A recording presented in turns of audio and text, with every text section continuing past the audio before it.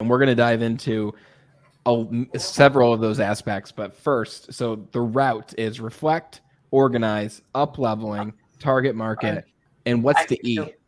Execute. Okay. Yep.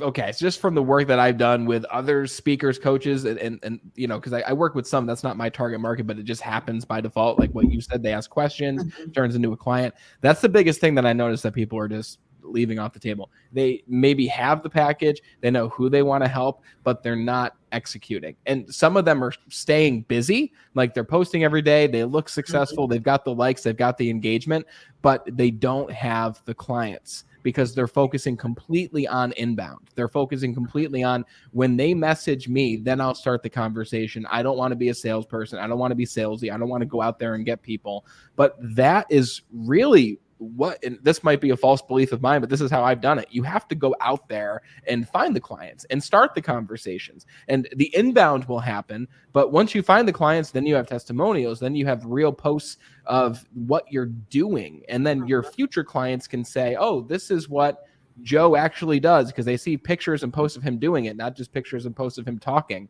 about doing it. So I want to dive into all of those, but you said something really important a few minutes ago, which is uniqueness and helping people find that uniqueness, because I guarantee you work with a lot of coaches who identify themselves as, I'm a life coach, I'm a relationship coach, maybe other business coaches, right?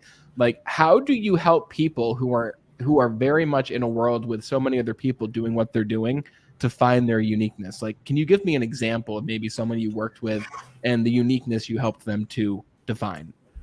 Yeah, so most recent, this only happened last week. It's not a coach, he's a personal trainer, actually. They own their own gym here locally. But one of the things is they sell personal training packages, and they follow the industry standard.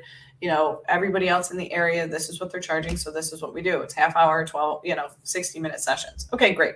That's all well and good, and that's fine. But as I was talking to him and his wife, they both run the business together, he was telling me, she was like, well, he spends a lot more time with his clients. He does the foam rolling, he does all this. And he's like, well, I focus on corrective exercise. And he's like, he spewed out this like 20-minute long just dialogue of all the things that he does. He is very advancedly trained in this corrective tissue exercise. Like, it's really deep dive, advanced corrective exercise, which is not just training. It's actually like retraining your muscles after an injury or different things.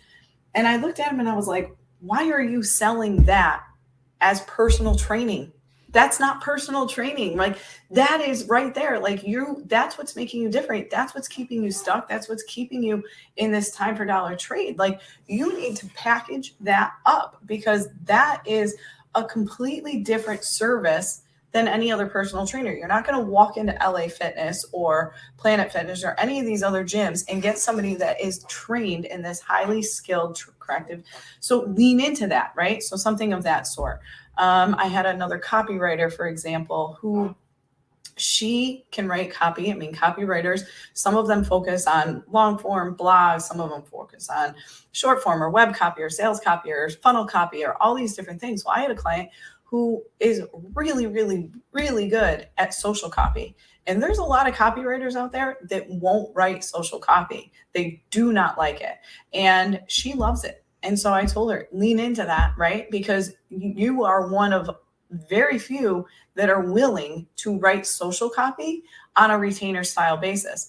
So again, leaning into that. So she's got a roster full of retainer clients with social copy and a wait list waiting for a spot to open up, because there's very few other copywriters. So it's finding that piece of what you're willing to do or how you do it that is slightly different, and then kind of leaning with that. It doesn't mean that you can't offer, like for the trainer, it doesn't mean that he can't offer just general personal training where if you come in and you want to build muscle, you can do that, but lean into what is really where you're going to make your most money. And then, oh, by the way, I offer all these other services.